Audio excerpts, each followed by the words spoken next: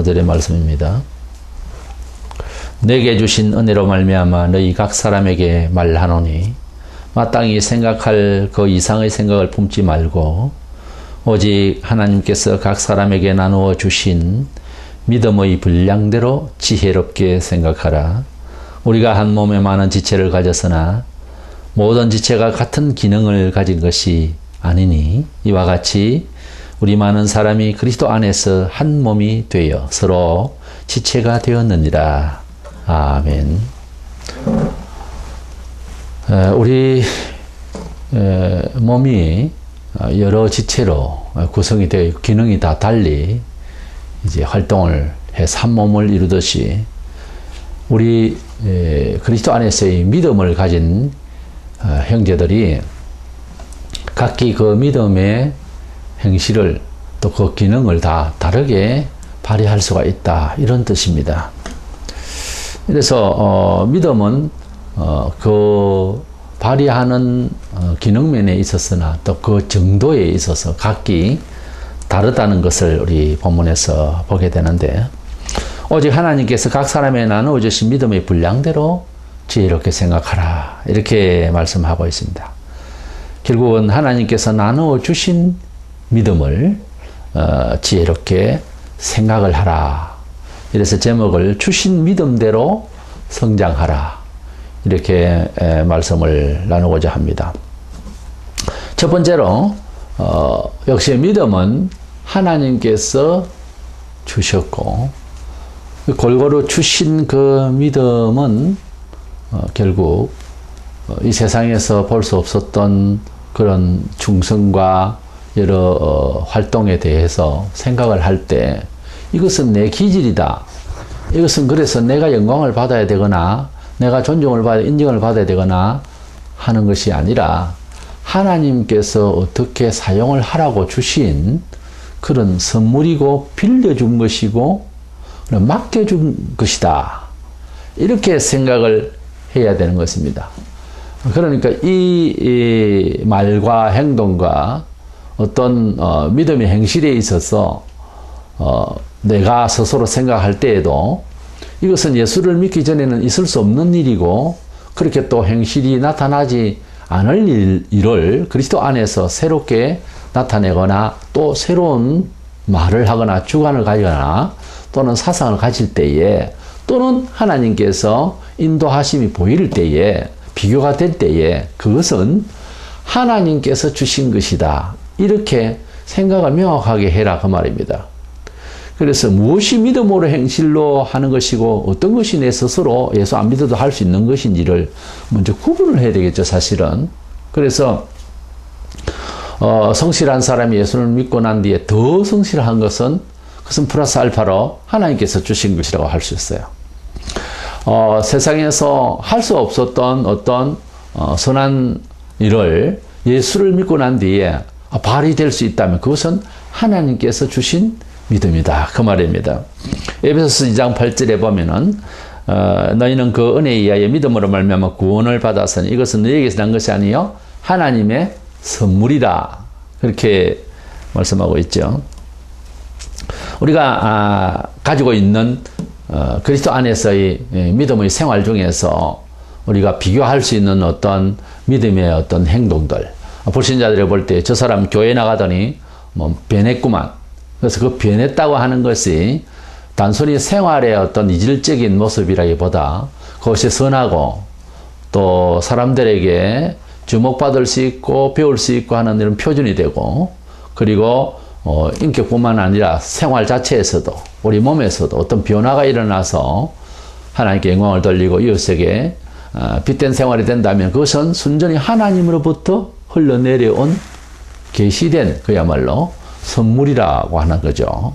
그리고 원칙적으로는 우리 몸 자체가 부모님이 키워주시고 우리가 이 세상에 나서 조금의 우리 스스로의 노력들도 있었겠지만, 그러나 근본적으로 하나님께서 우리 몸과 그리고 천부적인 기능, 특징들 이런 것들을 우리에게 주셨고, 또 태어나고 보니 큰 부유한 집에서 혹은 권세 있는 집에서 태어났다, 이것도 일반 은총으로서 자기가 태어나서 받은 거니까요. 그래서 이것도 하나님께서 주신 것이니 온 식구가 자자손손 또 그것을 통해서 하나님께 영광을 돌릴 수 있도록 생각을 해야 하는 것입니다. 그것도 하나님께서 주신 하나님의 그 선물로 생각을 하는 것이 원칙인 거예요. 무엇보다 예수 믿고 난 뒤에 안 믿고 있다가 믿고 난 뒤에 혹은 믿는 가정에서 태어나도 좀 더 세상 사람들이 볼 때 특색이 있는 기능들, 특색이 있는 봉사, 정신, 어떤 사상적인, 어떤 영감적인 것들, 이런 모든 것들이 우리에게 소위 말하는 은사로 나타날 때 하나님께서 주신 것이다. 이렇게 생각을 명확하게 하라는 거죠. 그렇지 않으면 자기 영광이 되어버려요.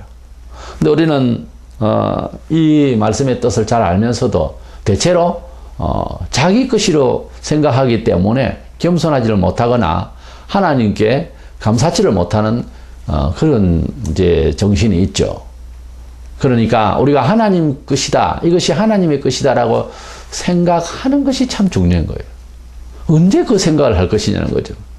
우리가 은혜를 받고 깊은 기도의 끝에 혹은 말씀의 충분한 그런 집회를 과거 같은 경우에는 뭐 일주일씩 열흘씩도 했는데 그런 말씀의 은혜를 많이 듣고 보고 또 많이 체험을 하고 난 뒤에 자신을 돌아보면 뭐 손끝 하나까지 모든 것이 다 하나님께서 잘 사용하라고, 선하게 사용하라고, 믿음으로 사용하라고, 하나님의 나라에 상을 받을 만큼의 효력이 있는 그런 생활로서 잘 사용하라고 주신 그런 선물들로 느껴지는 거예요, 사실은.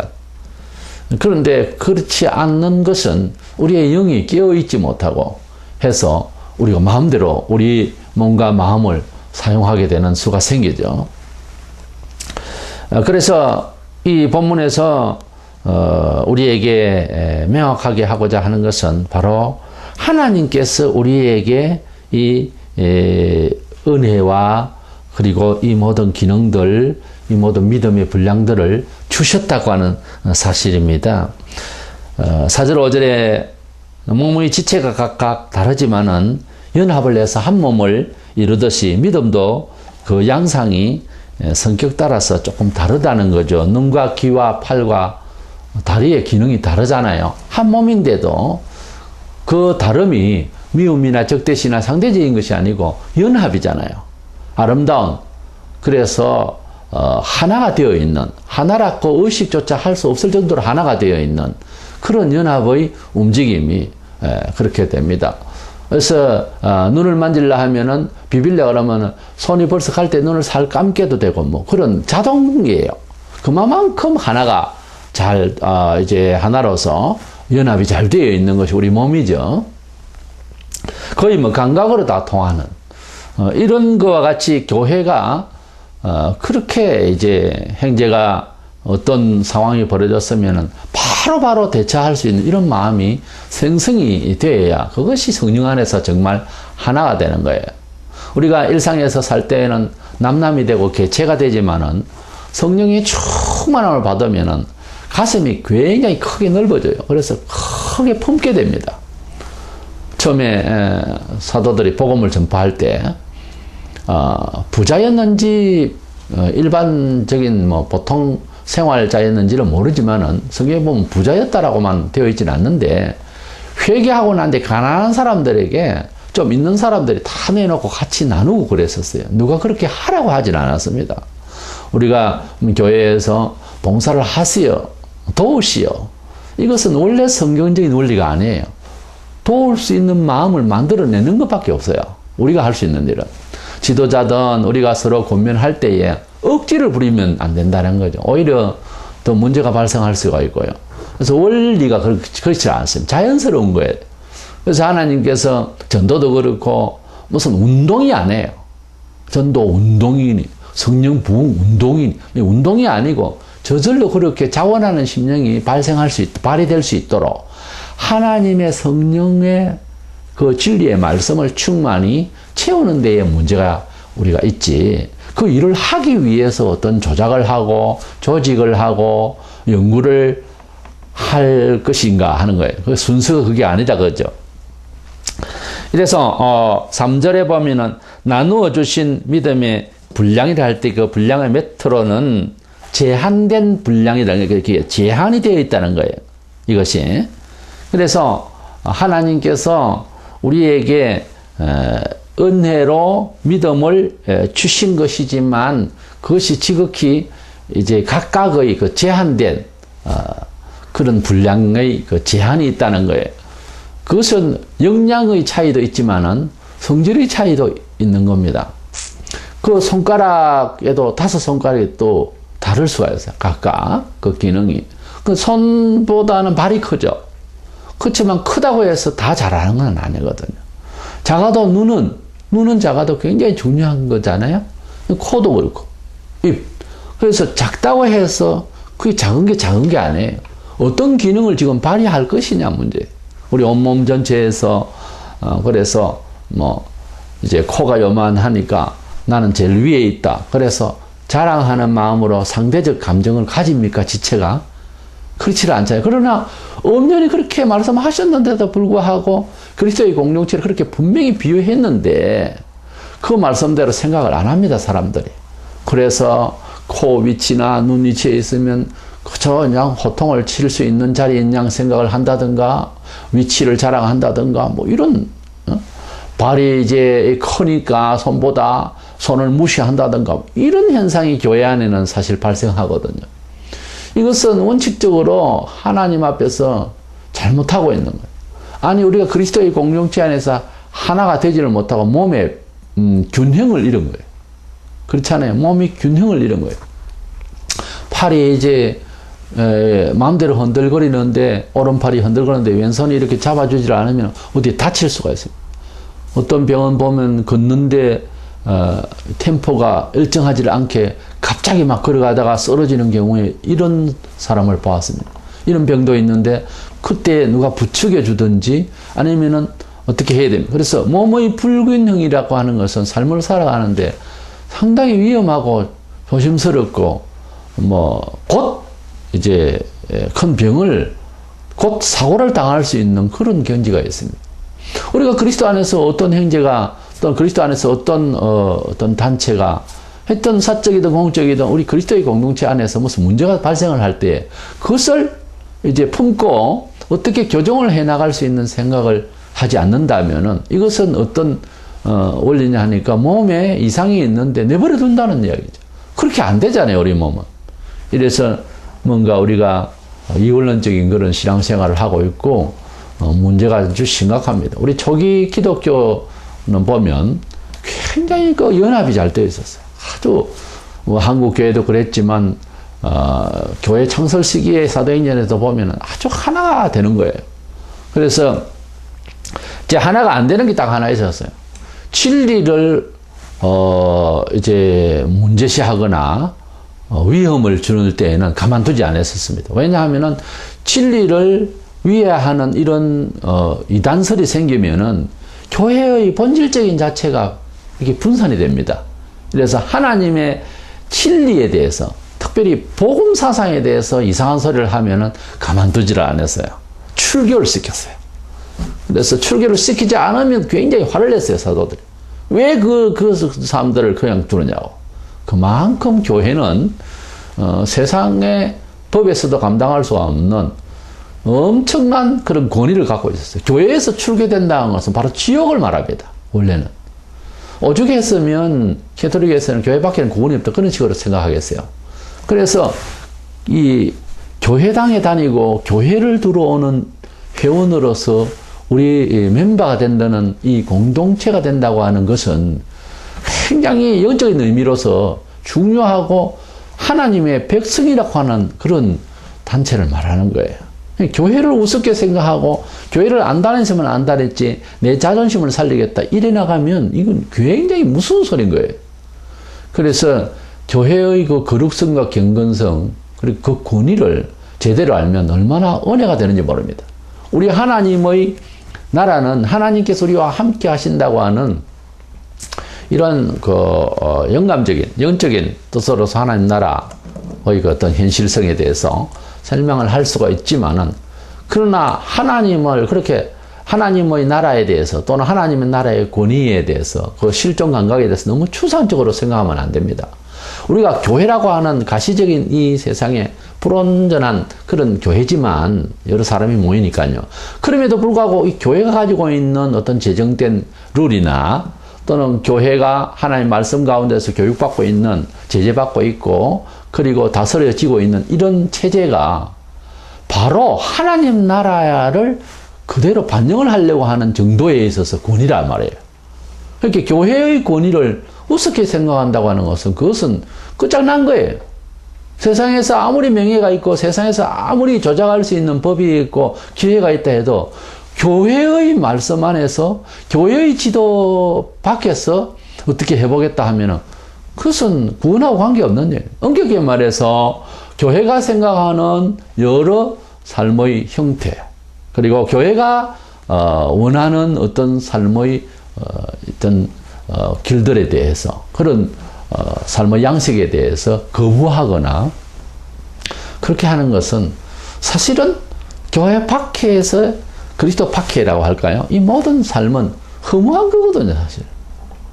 그게 너무 한시적이고 그냥 어느 정도 살다 가는 것 아니겠어요, 인생은. 근데 그것을 예사로 생각하고 그냥 교회 밖으로 나가는 마음으로 주관하고 말하고 싸우면 이것은 위험한 짓이에요. 그래서 우리가 칼빈주의 예정론을 믿지만은 예수님을 알기를 제대로 알아놓고도 완전 타락을 하는 경우의 사람들이 들어 있습니다. 그래서 우리가 인간적으로 볼 때는 그렇다는 거예요. 분명히 저 사람이 예배를 드렸고 찬송을 잘했고 간증도 하고 하던 사람인데 예수를 버리는 경우의 사람, 우리가 볼 때는 버렸다고 할 정도의 사람들이 있거든요. 상당히 그 위험한 거거든요. 그래서 우리가 하나님의 말씀을 구원을 받았는지에 대해서, 이건 구원론적인 입장보다요, 하나님의 나라에 대해서 가시적으로는 이 교회의 권위가 또는 우리 한 사람 한 사람의 성도라고 하는 존재의 감각이 살아서 현실적으로 정말 경건하게 그 권위를 가지고 있어야 된다는 거예요. 그런 그 자존감, 그것이 삶을 살아가는데 개인적인 어떤 그런 그 개성이 아니고 하나님께서 원칙적으로 계시하시고 허락하시고 원하시는 바예요. 그래서 교회가 세상을 향해서 가지고 있는 태도가 그 정도의 그 권위성이 있어야 되는 거예요. 사실 요즘 너무 가볍게 움직이죠. 그래서 하나님께서 주신 각자의 처지나 또 개성, 기능들이 있는데 이것을 그리스도 안에서 하나님은 활용하기를 원하시는데, 성경에 보면은 달란트 비유가 있는데 5달란트, 2달란트, 1달란트 그렇게 각각 주었다고 그랬어요. 그럼 5달란트를 가진 사람은 5달란트를 감당할 수 안 있겠나 생각해서 하나님께서 주시는 것이고, 2달란트, 1달란트 이렇게 각각 줬다고 그랬어요. 제한되게 줬다 이 말이죠. 본문의 말씀 분량대로 줬다 하듯이. 그러나 5달란트 가진 사람이 1달란트를 가진 사람 보고 위세를 부린다든가 이런 적은 없어요. 2달란트 받은 사람이 5달란트 받은 사람 보고 이제 질투를 한다든가 이런 건 없어요. 그런 내용은 성경에 전혀 안 나옵니다. 하나님께서 키를 2m 이상을 키울 수도 있고 1m를 키울 수도 있습니다. 하나님께서 주신 그런 나무들의 키와 사람들의 키와 그 부피와 무게가 다 따로 있습니다. 필요하니까 그런 거예요. 적절히 하나님 영광 받으시려고 하는 뜻이 있어서 그래요.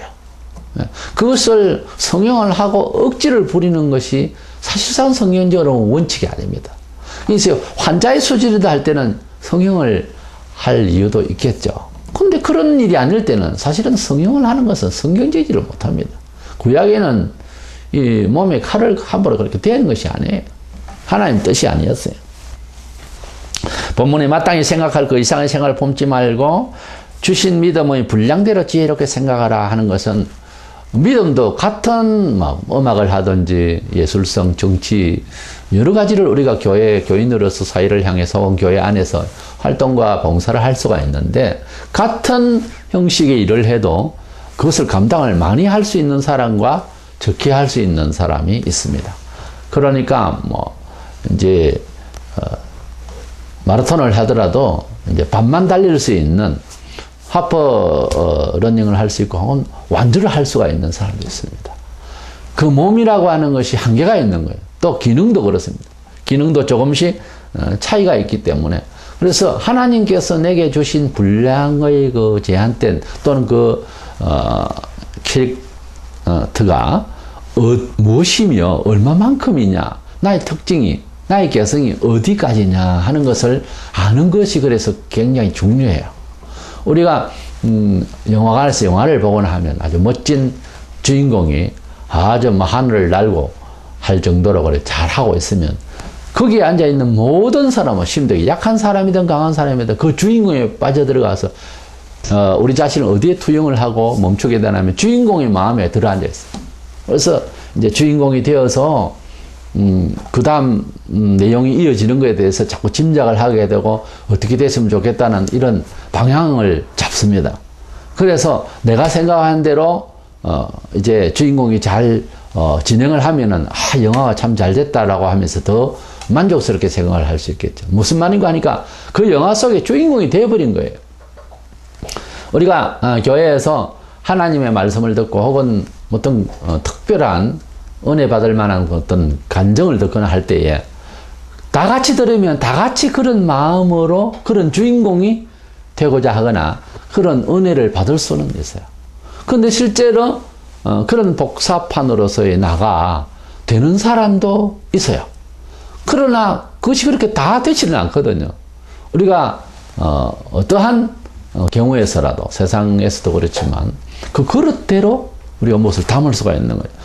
그런 엄청난 소리를 들었을 때에 그러한 나가 되기 위해서의 전조전에 어떤 그 훈련이 필요하고 어떤 역량이 준비되어야 하는 단계가 있겠죠. 근데 이제 일단 은혜를 받게 되면은 공통적으로 복음을 위해서 힘을 내는 것은 갑자기 될 수는 있어요.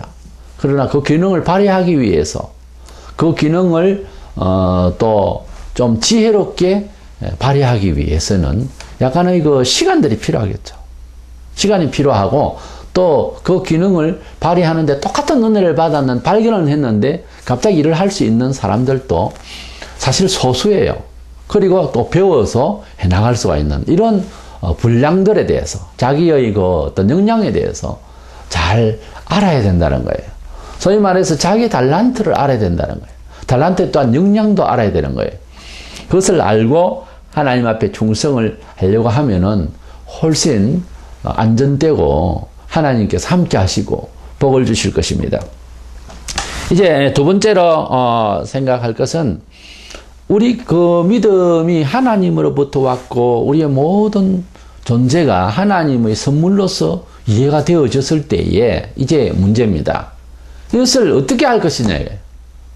이 하나님께서 주신 나의 것을 특수한 성령의 은사의 달란트도 있지만 하나님께서 우리에게 불러주시며 또 우리가 이제 예수 안에서 세상을 향하여 나 자신이 누군지를 생각하니 하나님께서 이렇게 몸과 나의 기능, 나의 실력, 나의 모든 여건을 또는 나의 연약한 부분까지 주신 것이니 이것을 발휘해서 하나님께 영광을 돌리기 위해서는 성숙해야 된다. 성장해야 된다. 그러니까 내가 믿음으로 이해하는 이 믿음이 성장해야 된다는 생각을 많은 사람들이 생각을 조금 하다가 말고 안 해도 되는 줄 알고 있어요. 여기에서 이제 문제가 있는 거예요. 5달란트를 주고 2달란트를 또 1달란트를 받았을 때 이것을 어떻게 할 것이냐를 생각을 해야 되거든. 이것은 주인 것이다는 것까지는 알았다. 그것은 잘한 건데 어떻게 할 것이냐. 이것을 이제 성장시키고 활용해서 하나님께 영광을 돌려야 되는 일이 남았다는 것. 이것을 알아야 됩니다. 우리가 달란트 비유에서 그랬잖아요. 그것을 그대로 묻혀 땅에 묻어두어버린 이런 1달란트 받은 사람은 1달란트도 주신 것도 하나님이에요. 달란트가 적어서가 아니에요. 그 일을 안 했다는 거예요. 그만큼. 그래서 감당할 수 있는 달란트였거든. 그 사람에게는. 중요한 거는. 근데 그것을 안 했다는 거예요. 이것이 주인의 마음을 섭하게 하고 기분 나쁘게 한 거예요. 우리가 믿음이 그러면은 과연 성장할까?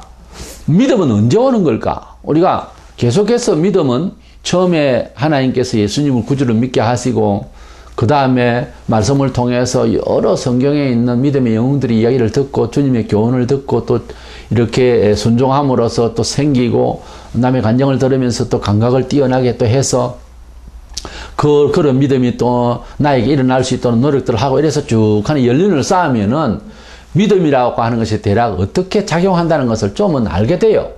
그랬을 때에 우리의 믿음이 성장하는 건가, 어떻게 성장하는 건가 하는 것에 대해서 먼저 깨달아야 되는 거예요. 로마 15장 1절에 보면 믿음이 강한 우리는 마땅히 믿음이 약한 자의 약점을 담당하고 이 믿음이 강한, 믿음이 약한 이렇게 대조가 되어 있습니다. 그래서 믿음이 강하고 또 약하다 하는 말에서 강해질 수도 있고 약하기도 하다 그런 뜻이 있잖아요. 데살로니가후서 1장 3절에 보면 너희 믿음이 더욱 자라고 그래서 자랄 수 있다고 그랬어요. 이 사람이 이렇게 자라듯이 속의 믿음의 새로 난 자도 자란다는 거죠. 고린도서 10장 15절에 보면 너희 믿음이 자랄수록 더욱 풍성하기를 원한다 그랬어요. 믿음이 자란다고 분명히 그렇게 되어 있어요. 예. 그런데 우리 믿음을 이제 뭐 10년 전에 믿는 믿음 그대로인 것 같고 무려 30년, 40년 전에 믿는 믿음 그대로인 것 같으면은 참 그것은 기형적인 믿음인 거예요. 믿음이라고 하는 것은 어떤 식으로든지 많이 성장해야 되는 거예요. 자라야 되는 거예요. 우리가 뭐 화초를 심어도 그렇고 농사를 해도 그렇고 과실나무도 그렇고 뭐 자라야 되지 않겠어요? 일단 자라야 뭐 열매를 맺든지 어떻게 자라야 되는 거예요. 성숙해져야 되는 거예요. 그래서 어른이 되면 어느 정도 자라고 나면 키는 안 자라지만 그 다음에는 힘이 자라고 일의 역량이 넘쳐나고 이렇게 돼야 되는 거죠. 그런데 옛날에 생각하던 그 믿음, 어떤 믿음? 주일날 교회만 간 거다. 그러다 천당 가는 거다. 이 믿음. 그러니까 예수 믿고 10년이 되고 집사가 되고 권사가 됐는데도 아무 일도 하지 않는 사람, 일할 생각이 안 드는 사람, 이거는 지금 성장의 장애를 가지고 있는 사람과 같은 거예요. 우리가 나이가 들었는데도 키가 자라지 않거나 또는 뭐 어느 중추신경에 문제가 있어서 이제 뭐 언변에 문제가 있다든지 여러 가지 기능 장애가 발생을 하면은 그런 걸 전응하라든지 이제 우리가 정상적인 몸으로 생각하지 않는다 아닙니까? 우리가 성령 안에서 거듭난 자도 마찬가지입니다. 적어도 기도하고 또 목사가 볼 때에 기형적으로 크고 있는 사람을 볼 수가 있어요. 도저히 저 사람은 하나님의 은혜를 받은 거에 비해서는 생각이 없는 사람이라는 거죠. 그렇게 은혜를 받고 그렇게 많은 말씀을 통해서 이렇게 관심을 받았으면은 뭔가 이제는 활동할 수 있는 성장된 어른과 같은 믿음에 장성하여서 그래서 좀 이제 활동할 수 있는 때가 되었는데도 그래서 물질적인 것도 그래서 지성적인 것도 갖추어졌는데도 도저히 하나님의 나라에 대해서 하나님의 일터에서 하나님의 일터 포도원에서 일을 할 생각을 안 한단 말이에요. 하나님의 그 은혜를 받았으니 이것을 통해서 어떻게 하면 하나님 나라의 영광을 내서 내가 쓰임을 받을까 이런 간절함이 없다는 거죠. 그냥 가만히 있겠다는 거죠. 그것은요 뭐 그래 해도 천국은 가겠죠. 예수 믿으니까 소위. 그렇지만 그것은 성장 과정에 있어서 육신적으로 보면 기능장애예요. 정상이 아닙니다. 그것은. 생각하면 끔찍하잖아요. 그러니까 성장하고 발달하고 발휘해야 됩니다. 이것이 중요한 거예요. 첫 번째 말씀드린 하나님의 은혜로 살고 하나님 은혜를 받았고 은혜로 우리가 이 세상에 나서 예수 믿게 되고 또 교회 안에서 은혜를 받았다. 그까지는 다 아는데 그 은혜를 성장시키는 데에 노력들을 안 하면은 이것은 육신적으로 말하자면 육신의 그 기능장애 나이와 영 안 맞게 기능장애를 가지고 있는 사람과 같은 거예요. 성장의 장애자와 같은 겁니다. 그리고 몸은 컸는데 정신적으로 또 장애가 있는 사람이 있어요. 그런 식의 사람. 뭐 그냥 직분은 그럴듯하게 있는데 뭐 걸출한 사람 같이 보이고 이런데 뭐 말을 해보면은 영 교회 일에 대해서 이게 이해력이 부족한 그런 경우가 많거든요. 답답한 그리고 말은 이렇게 잘하고 하는데 아주 세상적으로는 밝은데 하나님의 그 뜻대로의 삶에 있어서의 언변은 도저히 와닿지 않는 사람이었어요. 예. 그러니까 나이가 들고 뭔 일을 하는데 아주 세상적으로는 뭐 대단한데 어떤 면에서 볼 때에는 사람이 잘못 커버린, 잘못된 곳에 빠져버린, 가령 게임에 중독이 되어 있는 사람들, 게임에 대해서는 아주 그냥 설명이 그냥 박사입니다. 그런데 진짜 평범한 어떤 삶이라든가 일반적인 이런 데 대해서는 지성이 부족한 거예요. 맨 거기에 빠져 있어요. 그와 같이 교회 안에서 하나님의 나라에 대한 어떤 삶에 대해서는 민감하지를 못하고 교회를 다니면서도 세상 일에는 아주 영악한 그런 경우의 사람들이 있거든요. 그런 사람들이 이 일원에서 회의를 하면 골치가 아파요. 그러니까 하나님께서 주신 바의 그 믿음의 모든 일들을 성장시키는 데 노력을 해야 됩니다. 이것이 굉장히 중요한 거예요. 오늘날 교회가 주일날 교회만 나오는 것 뿐이지 옛날 사람들은요, 예수를 믿는 그날부터 시작해서 얼마나 자기를 성숙시키기 위해서 성찰하고 회개하고 얼마나 노력들을 했는지 모릅니다. 그런데 오늘날 어떻습니까? 관심이 없어요, 별. 주일날 하루 그것도 오전 예배하면 잠시 반짝 왔다가 그 다음에는 보이지도 않고. 그래가지고 성장하겠습니까? 그래가지고 믿음이 어떤 사람이라는 틀이 제대로 갖춰지겠냐고요. 성경에는 여러 가지 믿음의 형식들을 이렇게 표현합니다. 디모데전서 1장 5절에 보면 거짓 없는 믿음이라면 참 진실한 믿음이라는 거죠. 야고보 2장 17절에 보면 행함이 없는 믿음은 그 자체가 죽은 것이라. 믿음까지 죽은 믿음도 있다는 거죠. 마태오 6장 30절에 보면 믿음이 작은 자들아, 믿음이 작은 믿음도 있습니다. 누가복음 24장 25절에 마음에 더디 믿는 자들아, 더디 믿는 믿음도 있어요. 마태 14장 31절에 믿음이 작은 자에 왜 의심하느냐, 의심하는 믿긴 믿는데 의심을 함께 하는 믿음이라는 거죠. 로마 14장 1절에 믿음이 연약한 자를 너희가 봤되, 연약한 믿음이 있어요. 누가복음 17장 5절에 우리에게 믿음을 다하소서, 뭔가 부족하기 때문에 채워달라는 거예요. 부족한 믿음이 있어요. 사도행전 14장 9절에 구원받을 만한 믿음이 있다. 그렇게 믿습니다 그러고 하는데도 구원이 이렇게 역사되지 않을 믿음이 있는가 하면은 구원받을 만한 믿음을 가진 사람이 있다는 거죠. 마태복음 15장 28절에 여자여 내 믿음이 크도다. 그런데 큰 믿음이 있어요. 마태 8장 10절에 보면 아무에게서도 이만한 믿음을 보지 못하였노라. 백부장 보고 예수님께 칭찬하죠. 이만한 믿음은 이게 최고 큰 믿음인 것입니다. 어떤 믿음? 주님의 말씀대로 된다는 하나님의 말씀, 성경 구절 쭉 있잖아요. 이 말씀의 권위를 확실하게 믿은 사람 백부장이에요. 성경에. 그만한 믿음을 진짜 본 적이 없어요. 우리도 성경을 찾아보면 그렇게 믿는 사람이 없어요. 대단한 믿음입니다.